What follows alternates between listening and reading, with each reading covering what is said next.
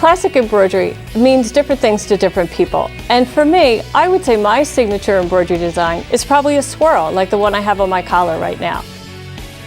Hi, I'm Eileen Roche, industry expert on embroidery and online educator.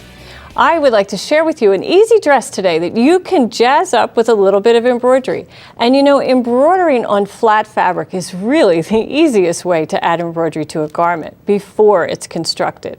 But there are some tips on doing that. So let's take a look. First, you'll start with your pattern piece.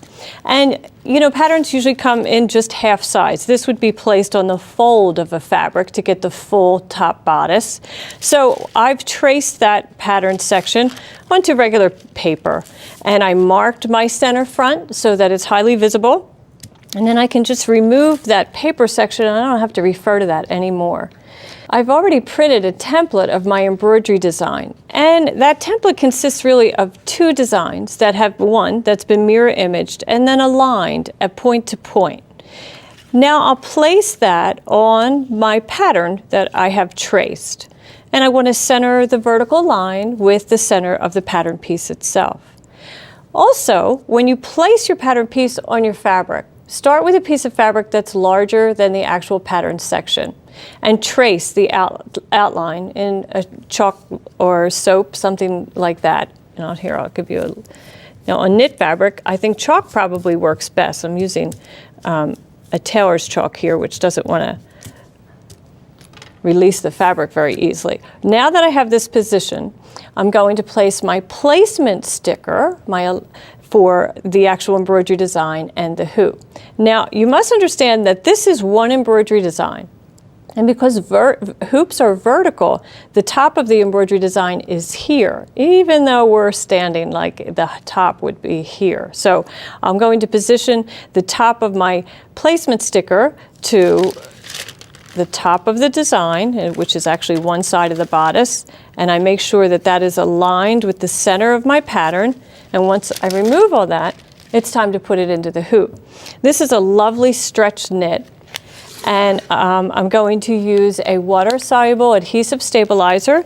I've already scored that paper, and so I'll remove that protective paper, exposing the sticky surface, and I'm going to place this right in my hoop. And I'll just kind of eyeball it. I somewhat want to be centered, so I want to make sure that the horizontal center is pretty even with the sides of my hoop. And I'll place this on the machine, and we have some key features on this machine that allow the machine to find the center of the design. So let's take a look at how that's done. First, I'll attach it to the machine. I've already brought up my embroidery design. You have to make sure you smooth that fabric, make sure everything is nice and taut in the hoop underneath of it. And I'm going to add a basting file to the design, and that will help hold my fabric onto the stabilizer. It will also be the first part of the design that we'll stitch. And then here at the machine, I'll touch this icon that will find my sticker. Look how cool this is. So it's going to scan the hoop, and now it has recognized it, and it tells me to remove the sticker so that it can embroider the design. And I get that out of the harm's way, and remember, the first thing it's going to do is stitch that basting file.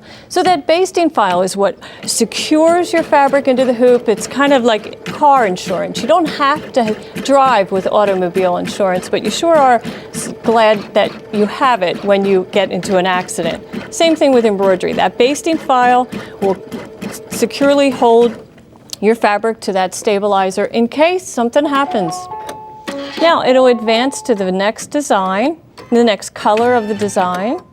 And I'm going to touch the monochromatic button so that we can just stitch this all the way through.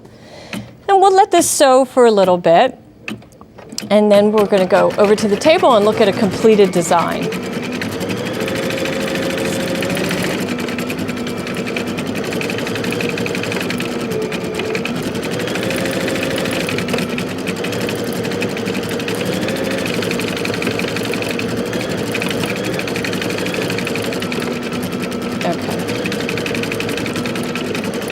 this design actually takes 20 minutes to stitch the entire design, which when you think about it is pretty quick to embellish a whole bodice. So we'll let this finish and we'll go over and take a look at one that I already have completed. And here that is in the hoop. So the beautiful embroidery is already complete, but I think it could use a little bit more embellishment, and I'm going to add some crystals to this. There's quite a few places that would benefit from the addition of crystals. So I can't do that right now because I still have my water-soluble stabilizer on place. So you'll notice that you have these basting stitches, and we'll remove them before we take anything else out of the hoop. And it's best to do that from the back of the design. First off, you're not less chance of snipping the fabric. So we're just going to snip those bobbin threads, and then if you use fine point scissors, you're able to just slide that tip of those scissors right underneath that basting stitch line and then pull that away. And then I'll flip it over from the front and we'll work off, pull that up, and look at that, it's gone. That quick, it's very fast. You might get a little troublesome spot here or there, and you can just clip that with those nice pointy scissors. And then from the back, we'll pop that out of the hoop. So once we get it out of the hoop, of course, at this point, we would trim all this away and rinse it away. And then after it's been laundered, that's when we'll add the crystals. But I'm going to skip the laundering part here, but I will trim some of this off so you can see just how close you want to get. And you do want to trim as much of this away as possible, because the less adhesive you have during the rinsing process, the greater chance you have of completely removing it.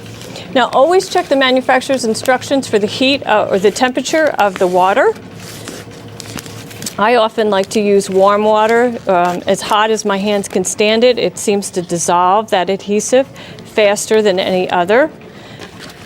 You could use liquid starch on the fabric to protect the fabric from that adhesive. But you'll find sometimes that you most certainly have to test that, because you want to make sure you can get all the starch out of the garment. You don't want to create another mess, especially on a garment that you're constructing from scratch. So once we get this trimmed away, we'll just lay this out flat. And then I have a really fun tip on applying multiple crystals. You know, there are great applicators, wands that are used to apply crystals. But I have found when I'm doing a large layout, multiple crystals, that I want to heat up all the crystals in one pass and not place them one by one. So what I do is I take an old iron, probably one that doesn't work very well. I most certainly want it to be able to get hot. And I plug it in, and then I turn it upside down and make sure that the plate is level. Clearly, this is not on, or I wouldn't be touching it. So then I place my crystals, shiny side down, and glue side up, okay? So the glue side is up, and I let that heat up. You can actually see the glue bubble, and once it bubbles, you just take your tweezers and remove it and place each crystal in the desired position. This way, you can heat 20, 30 crystals all at one pass, and it's a very fast, simple way to add crystals to a garment.